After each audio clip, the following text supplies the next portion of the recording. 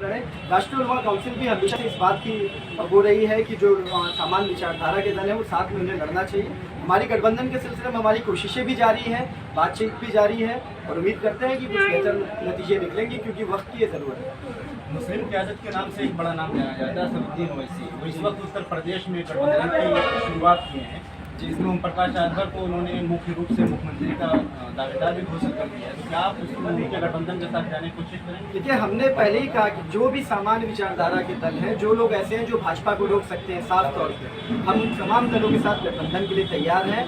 यहाँ पे एक कुछ 7-8 दलों का एक गठबंधन था ओम प्रकाश राजभर जी का, जिसमें असदुद्दीन ओवैसी साहब भी पिछले दिनों शामिल हुए और उन्होंने उनको अपना नेतृत्वकर्ता बनाया है। तो ये तो असदुद्दीन ओवैसी साहब का वो है। हमने आपसे साफ तौर पे कहा कि इस तरह के जो भी गठबंधन के वो हैं, हम सब के साथ गठबंधन के लिए साफ तौर पे राष्ट्रीय उलमा काउंसिल खुली हुई है। हम चाहते हैं, हमारा एक मकसद ये है कि देश की जनता, वो चाहे किसी समाज का हो, किसी धर्म से हो, किसी वर्ग का हो, सभी लोग 5 साल में जो कुशासन से परेशान हो चुके हैं वो सत्ता में बदलाव चाहते हैं और उसके लिए ज़रूरी है कि जो लोग सामान्य विचारधारा के हैं वो लोग साथ में आए। जो भी गठबंधन इस तरह के बनेंगे हम उसके लिए खुले हैं, बैठकर बात करने के लिए, साथ में आने के लिए तैयार हैं। देखेंगे एमआईएम के जो प्रदेश अध्यक्ष है उनका हाल ही में एक बयान आया कि राष्ट्रीय उलमा काउंसिल का कोई जनाधार नहीं, हम किस आधार पर इनसे गठबंधन। देखिए, सबकी अपनी अपनी सोच है। मैं ये कहना चाहता हूँ, जनाधार अगर नहीं, उन्होंने जिस परिपेक्ष में कहा था कि जनाधार नहीं है, अब ये इसका जवाब तो वही दे सकते हैं जनता के बीच। आपके सामने अभी देखिए, यहाँ पे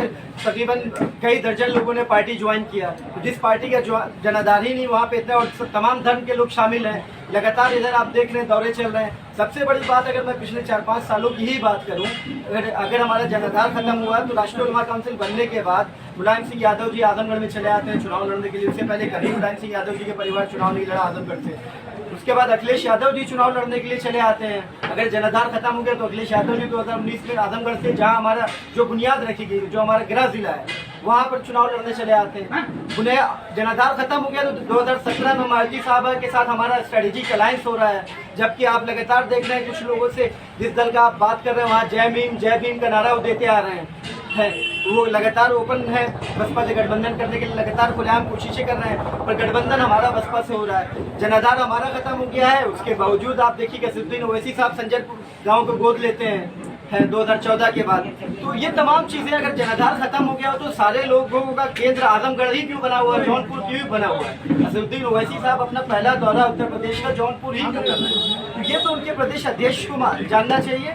राजनीति में देखिए, ये तय करना होगा, वो जो भी लोग हैं जिनका आपने नाम लिया, मेरा ये सवाल है आपके जरिए कि तय करें वो लड़ाई भारतीय जनता पार्टी से लड़ रहे हैं या वो लड़ाई राष्ट्रीय उलमा काउंसिल से लड़ रहे हैं, समान विचारधारा के दल से लड़ रहे हैं। हमें संघर्ष करके वक्त की जरूरत ये है कि तमाम, जो मैंने शुरू में कहा, कि जो लोग फासिस्ट ताकतों को हुकूमत में आने से रोकना चाहते हैं, जो लोग सांप्रदायिक दलों को हुकूमत में आने से रोकना चाहते हैं, उन्हें साथ आना पड़ेगा। ये वक्त की जरूरत है, ये जनता का ख्याल है, जनता की सोच है। अगर वो ये तय करना होगा कि जिनका आपने नाम लिया, जिन्होंने बयान दिया है कि वो भारतीय जनता पार्टी से लड़ाई लड़ रहे हैं या राष्ट्रीय उलमा काउंसिल से लड़ रहे हैं। उनका बयान है कि हमने दिल्ली ट्रेनें लेके गए।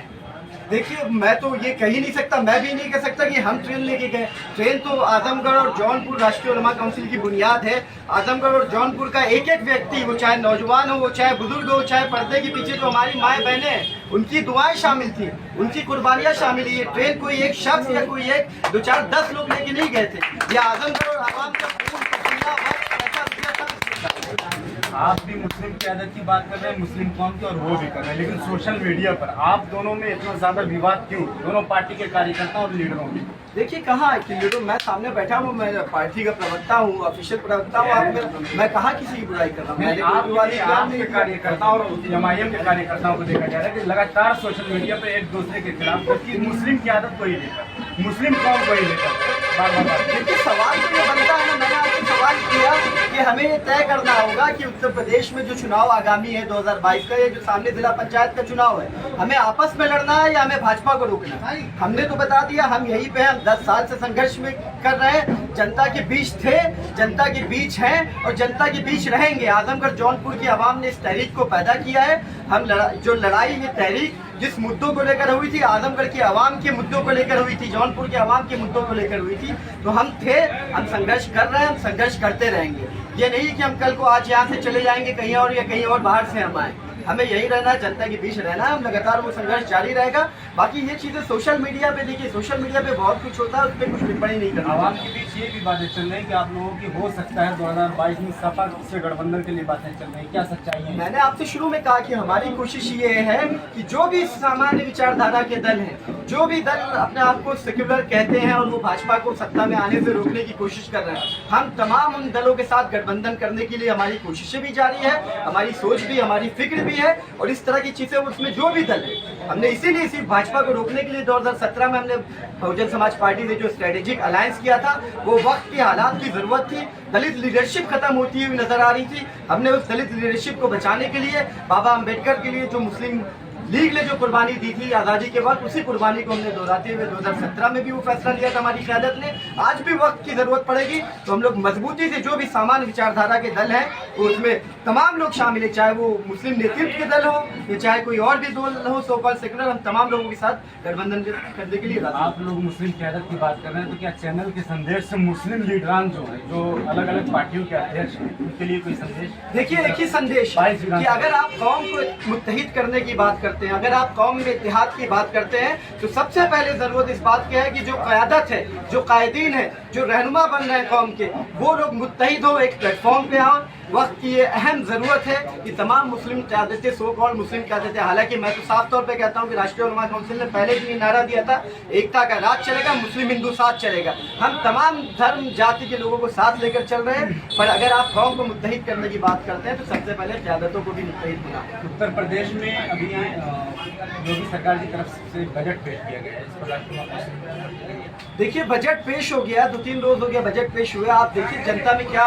बजट को कोई, जब बजट होता है, घर का महीने का बजट होता है, तो लोगों में 1-2 दिन के लिए बड़ी सी खलबली मची रहती है। यहाँ उत्तर प्रदेश का यह आखिरी चुनावी बजट है, पेश हो गया, जनता में मायूसी के सिवा कुछ नहीं।